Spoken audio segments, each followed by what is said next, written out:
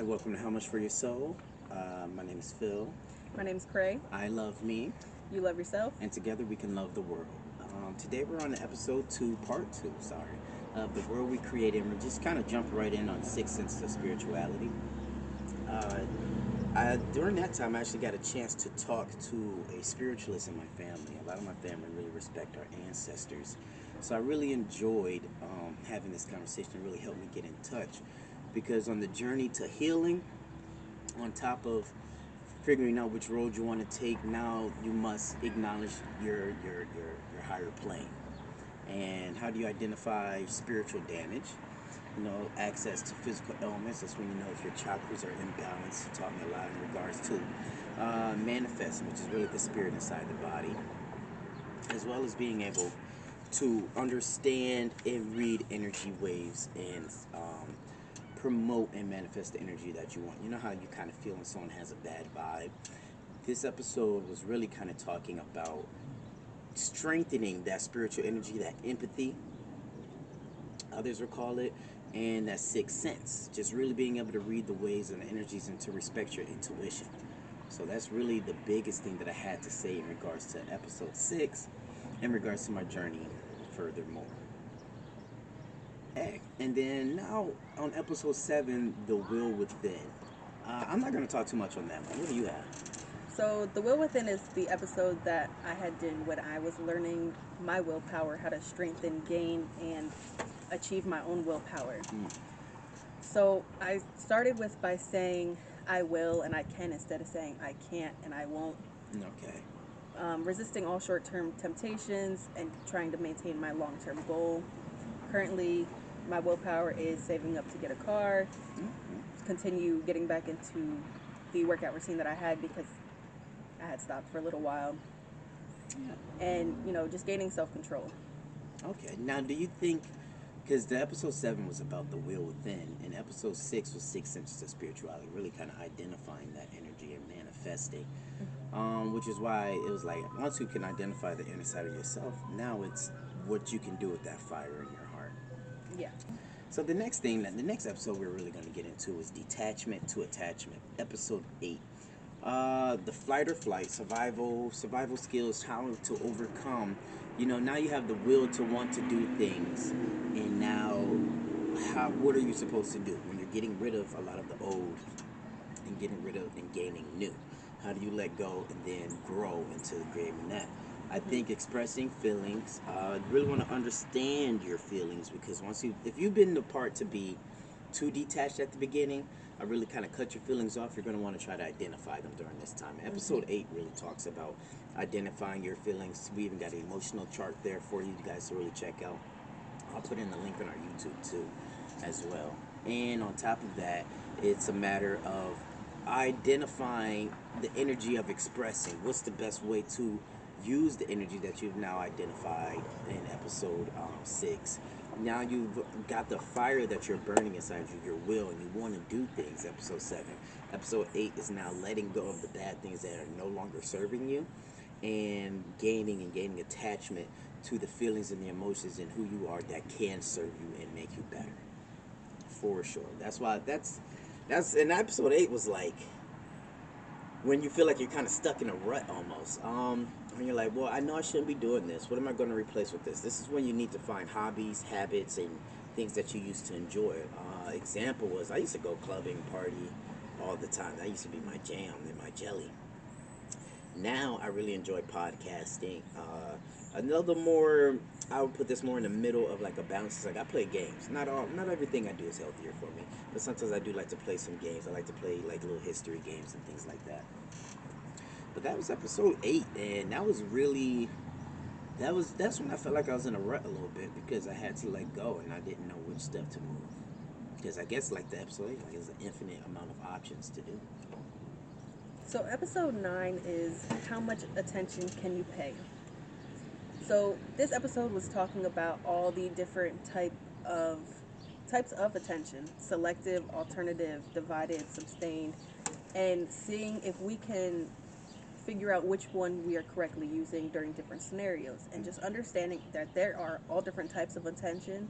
And so when you're multitasking and you're listening to someone, it's not that you're ignoring them. You're just doing two things at once, and you're able to focus on both. Yeah, yeah. There's so many techniques to attention now, and we're constantly growing and evolving that we can use.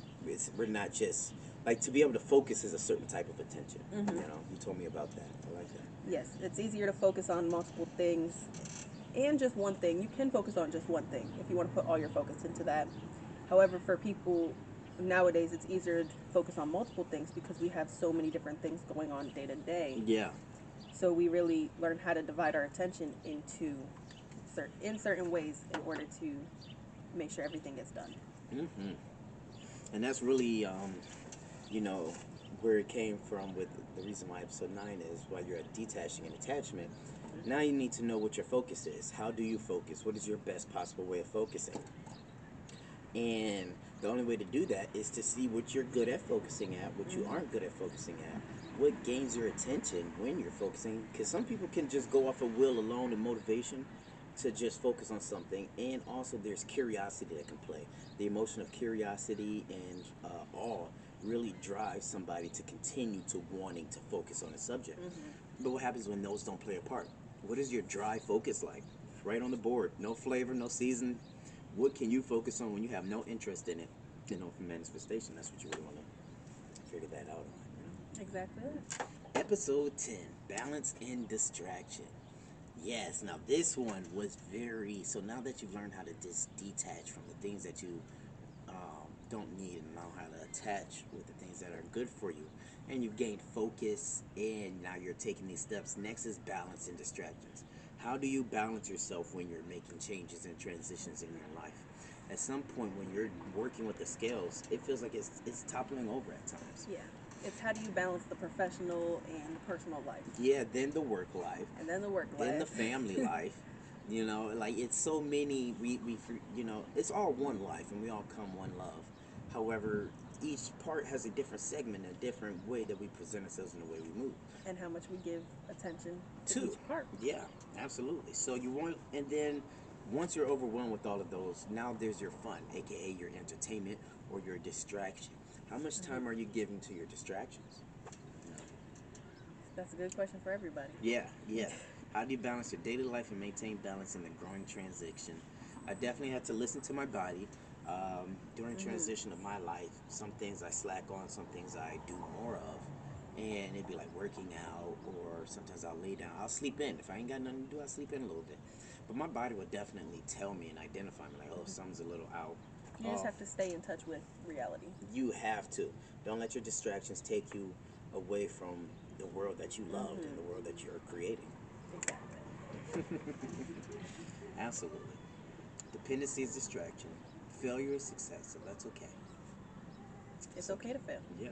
That's usually everyone does it. when that transition is happening is when you have made a mistake or you have failed or done no wrong in your life, and now instead of detaching from that and letting it go, you're focused on overcoming it with your will. You're maintaining and keeping focus to not deter down that path again, to stay on the path that you want to take, as well as gaining balance during this transition of growth.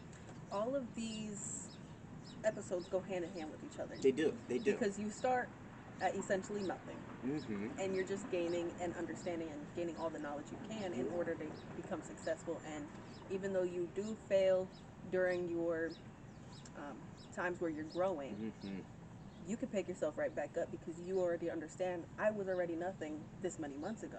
Yeah. I don't want to get back to that. Let me strive harder. You're finding the process and you're learning to trust it a lot more. Finding the right path. Yeah, and then if you do fall, now you know the steps to take. You're like, okay, let me go back to step 5, step 4. Let me do this. Let me one step at a time. Remember, we did this each one small step at a time. So when you fall down and you go down a few steps, don't try to jump back to your position. Take those one steps at a time again. We'll get you there. Okay. This is episode 11. Now, I don't really have much to say on this one. This one, I think you kind of took reins on this. I did take more reins on this one. Episode 11 was all about mental health. So we were talking about a person's emotional, physical, psychological, and social well-being and how it impacts every part of our lives. We have healthy coping, we have unhealthy coping, and we're just trying to find coping mechanisms that work for us. Writing, music, different activities and hobbies. Yeah. Um, Mental health is also issued by many factors. It can be biological, psychological, environmental. It all depends on your circumstances in your life. And seek um, professional help. Yes. If you, whenever a doubt, you feel like now that you've taken this journey, you're able to identify your strengths and weaknesses. Seek professional help once you're able to understand that one of your weaknesses may be out of your control, or you may need more guidance, a mentor, a counselor. And not every weakness that I had was overcame by my own knowledge. And I say that because I've had to go seek knowledge. I have friends, I have family, I have professional help, a lot of people to help me on this journey. When it comes to mental health, it's very critical and very important that if you feel like you are out of control or it's out of your hand, to seek professional help. They'll be the ones to help you pull in reins, and always. And you're not even alone. 1 in 5 adults in the United States A lot experience of us, mental health. a lot of us got do. something going on. It's people say it's just mind over matter. It's not just mind over matter and willpower. It's something everyone struggles with. Because it's your mind that matters. Yeah. If you can't fix the brain with your brain. Yeah. Like you can, Yeah. but like you're gonna need guidance. Yeah. And you can prioritize self-care and Yeah. prevention, which is like exercises, mindfulness, healthy coping. We do not promote self-diagnosing yourself. Without a doubt, if you have an inkling or an idea, definitely seek professional help. However, there is just natural things that you can do to really get yourself from having natural issues with mental health. There's so many different types of cases. So even if you're working out and you're making sure you're taking control, if you're noticing and you're maintaining emotional balance, these are things that help strengthen your mind and work and exercise your mind and your heart. So if there's any issues that you may or may not have, it makes it, if not that much easier to overcome. But that's what I would say. Mental health is important, and that comes with meditating. Please, I recommend people so much to meditate, even if you can do it for 10 minutes a day to work your way up to 30 or an hour. That balance and that centeredness is reassuring and so healthy. Absolutely. And that's episode 11, because I believe, if you're not, episode 12 is the world we created, which is why it's a 2-part. And for the most part, the reason why we say episode 12 is the world we created, and this is the end of our season, is because now we're jumping on to a new chapter in our life. Yes. And these steps and these journeys will always be a part of us, and we'll always continue to move forward to make sure that these aren't forgotten. We worked hard to get here. We worked hard to do the things that we did, and everyone does, and they always never. You don't want to forget about your hard work. It stops you from working anymore. Yeah. It does. So this is the world we created, part 2. Next season, we're gonna have a little spin, a little twist on it. I can give you an idea. I want to bring in, like, for spirituality, tarot cards. I think those are very interesting. In regards to love, we're gonna really kind of identify what love is for others and for us. One of the next big topics I'm really super excited about is dating in this new age world. And it's 2024, we know how it go. We seen it on TikTok. And what other topics are you thinking about throwing in there? Ooh.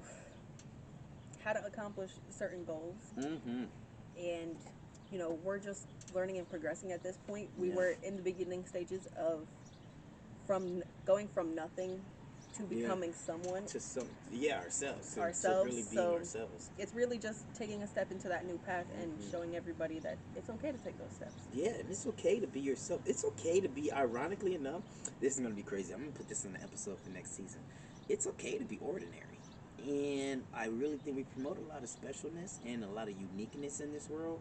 And I do think there is, obviously we're all one human. However, it's okay to be ordinary. I think that's what connects us the most, is what we have in common, not what everybody's so different and special about. Uniqueness and specialty tends to leave you isolated a lot. And I think if everybody just learned to love, look, I could go down this. I'm already excited about the topic, but yeah, Thank you for joining us. Good morning, good evening, and good night. Whatever time you're listening to this or watching us, I just want to say thank you for joining us in the Riot Crew. My name's Phil, My name's Cray.